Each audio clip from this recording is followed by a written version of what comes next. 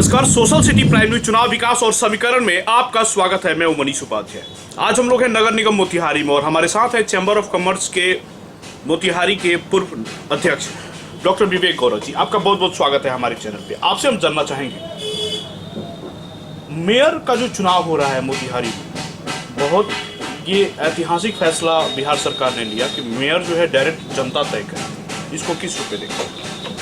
सर्वप्रथम धन्यवाद मनीष जी आपको और आपकी टीम को, साथ ही आपके चैनल को शुभकामनाएं। वाकई एक ऐतिहासिक फैसला हुआ मेयर चुनने का और उप मेयर चुनने का, जो जनता डायरेक्ट चुनेगी। ये एक सुविधाओं का बहुत पूर्व से मांग रहा।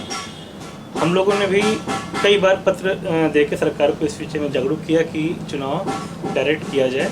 सरकार ने मांग मानी और इस चीज़ को लागू किया गया बिहार में। ये बिहार के लिए सुखद संकेत है, क्योंकि सब कोई जानते हैं और इसमें कहने की बात नहीं है। हर कोई जानता है कि चुनाव होने के उपरांत जब वार्ड से चुने जाते हैं तब मेयर और उप मेयर का चुनाव किस तरह से होता है और उसके लिए किस तरह की हॉर्स ट्रेडिंग होती है। एक मानसिकता वार्ड कमिश्नर्स की भी रहती है कि हम जो भी खर्च अपने वार्ड में कर रहे हैं चुनाव के पूर्व, उसका तत्कालिक कुछ ना कुछ लाभ उनको इस इलेक्शन में वोट करने से मिल जाता है। वो लोग भी बढ़ चढ़ के करते हैं और प्रावधान के हिसाब से 5 वर्ष में एक बार अविश्वास प्रस्ताव भी अक्सर देखने में आता है कि लग जाता है। उस समय भी फिर ये शेड्यूल फिर दोबारा चलता है। जनता सिर्फ दर्शक के रूप में रह जाती है इस पूरे प्रकरण में वार्ड कमिश्नर चुनने के उपरांत। और कई बार वार्ड कमिश्नर भी, जो उनके जनप्रतिनिधि जिनको चुनी जाती है, वो दबाव नहीं बना पाते हैं अपने सीनियर अथॉरिटी को, चूँकि वो कई बार उसके या तो पक्ष में दिए रहते हैं वोट या फिर विपक्ष में वोट दिए रहते हैं। परिस्थितियाँ कई बार अनुकूल नहीं होती हैं। हर बार आज भी हम लोग देख रहे हैं कि काफ़ी समय से मोतिहारी नगर निगम जब से बना उसके बाद से भंग है यहाँ की कमेटी विभिन्न आपसी विवादों में, और प्रशासनिक पदाधिकारियों के भरोसे निगम चल रहा है। व्यवस्था जो है जनप्रतिनिधि के साथ की होती है, जो आज जनप्रतिनिधि विहीन है हमारा नगर परिषद नगर निगम बनने के उपरांत से। अब हम लोग का एक मौका मिला है जहाँ पे एक अच्छे व्यक्ति को, अच्छे लोगों को चुनने का मौका आम जनता को मिलेगा।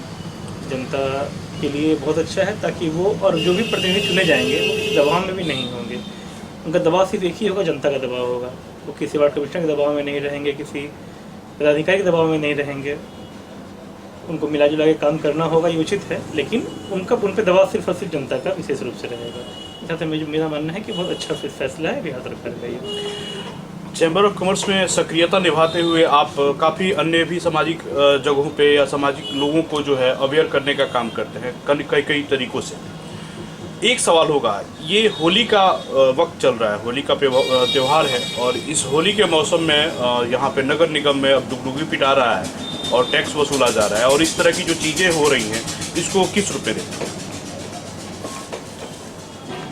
सभी जानते हैं कि सभी विभागों में मार्च क्लोजिंग को लेके एक अनावश्यक दबाव किसी न किसी कारण से बन जाता है। ये दबाव कहीं ना कहीं उस विभाग का अकर्मण्यता दिखलाता है, क्योंकि वर्ष भर समय रहता है काम करने का, 12 माह का समय रहता है। 12 माह के समय में कई बार ऐसा मौका हो सकता था कि आप कैंप लगा के अलग अलग वार्डों में लोगों को जागरूक करके अपनी वसूली, जो भी आपका टैक्स का बकाया है वो वसूली होना चाहिए था, वो आप कर सकते थे। आप अपना बकाया वसूल रहे हैं, ये गलत बात भी नहीं है, लेकिन ये सारा कुछ प्रेशर आके मार्च माह में हो रहा है और ये होली के पूर्व हो रहा है, जहाँ डुगडुगी बजा के की जा रही है।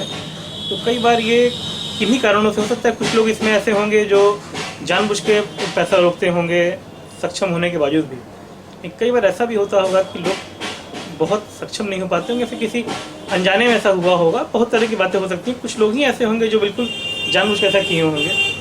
सब कोई इस दायरे में आते हो ऐसा नहीं है। कई बार हम देखते हैं कि बहुत बड़े बड़े बाकायदार भी रहते हैं और वो छूटे रहते हैं विभाग की नज़र से। और डुगडुगी बजा के ये होली के पहले ये दबाव जो बनाया जा रहा है, थोड़ा इस पर विराम लगते हुए इसको होली के बाद रखा जा सकता था। इसका तरीका भी बदला जा सकता था। साथ ही ये कार्यक्रम साल भर का है। ये आप कैंप लगा के जागरूक करके लोगों को साथ लेके जितना आप टैक्स वसूली कर सकते हैं, उतना आप लोगों का विरोध करके, लोगों को बदनाम करके या फिर लोगों को घेर के नहीं वसूली कर सकते हैं। किसी विभाग में हम लोग देखे हैं, ऐसे बहुत से विभाग, मोतिहारी में सेल टैक्स विभाग भी इसका उदाहरण है, जहाँ पे लोग जो अभी हाल फिलहाल उन लोगों ने जो टर्नओवर किया या फिर जो उन्होंने रिकवरी की, वो बिहार में एक अच्छा पोजीशन रखा, हमेशा लगातार टॉप 5 में रहा और कभी भी प्रेशर नहीं रहा व्यापारियों के ऊपर। व्यापारी ने शिक्षा से दिया है पैसा और वो बहुत अच्छा संबंध निभाते हुए वसूली किया गया। तो हमेशा एक पक्ष, दो पक्ष क्यों बन जाता है, ये विभाग और आम जनता आमने सामने क्यों आ जाते हैं, इस साथ मिलकर क्यों नहीं हो सकते हैं? क्यों नहीं हम लोग, मैंने जनता के लिए उत्तरदायी आप भी हैं, जनता से ही आपको टैक्स देने के उत्तरदायी है, दोनों बात सही है, दोनों मिलकर ये काम क्यों नहीं करें? ऐसे व्यवस्था क्यों नहीं की जाती है विभागों के द्वारा कि ये सबका लगे कि हाँ मेरा एक ये जिम्मेदारी है कि हमको देना है टैक्स। आप जागरूक समय समय पर करें, समय समय पर कैंप करें, लोगों से मिले, लोगों की बात सुने, लोगों का जो भी समस्याएं हैं उसको सुने। आप इसलिए भी घबराते हैं क्योंकि इतनी समस्याएं फैली हुई हैं निगम में, विभिन्न वार्डों में, कि आप ये सुविधा के नाम पे जो आप टैक्स वसूली करते हैं वो तो आप सुविधा दे नहीं पाते हैं। तो आप ये कार्यक्रम चला नहीं सकते, लोगों से मिल नहीं सकते, और अंत समय में जब ये समय बिल्कुल आपका एक मार्च क्लोजिंग का आ रहा है तो फिर आप लोगों को घेर के और ये बेइज्जती करके एक तरह से टैक्स वसूली कर रहे हैं, अनावश्यक दबाव बना के, तो कहीं ना कहीं ये आपके